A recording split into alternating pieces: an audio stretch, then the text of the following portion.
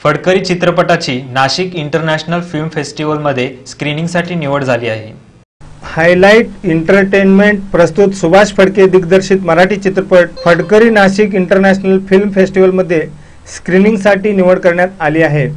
या चित्रपटात ऊस तोडणी कामगारांचे जीवन पूर्णपणे रेखाटण्यात आले आहे। त्यांच्यावर होणारे अत्याचार थांबवण्यासाठी या चित्रपटाचे लेखन बीरा गावडे यांनी केले आहे। या चित्रपटाकरिता निमगाव मगराचे तालुका माळशिरस येथील दानशूर व्यक्तींच्या माध्यमातून करण्यात आले होते। तसेच गावातच शूटिंग केल्यामुळे गावातील काही कलाकारांना संधी देण्यात आली होती। तसा गावातील गावकऱ्यांनी पूर्णपणे सहभाग नोंदवला होता। या चित्रपटामध्ये प्रमुख भूमिकेत प्रसाद भिलोरे, मल्हारी गायकवाड, साईनाथ जावळकर, मीनाक्षी भिशे, सतीश वळकुंडे, अमोल पुकळे आदी कलाकारांचा समावेश आहे। या चित्रपटाचे संगीत रोहित नागबिडे, गीत आदर्श शिंदे यांनी केले आहे। हा चित्रपट नवीन कलाकारांना घेऊन करण्यात आला आहे।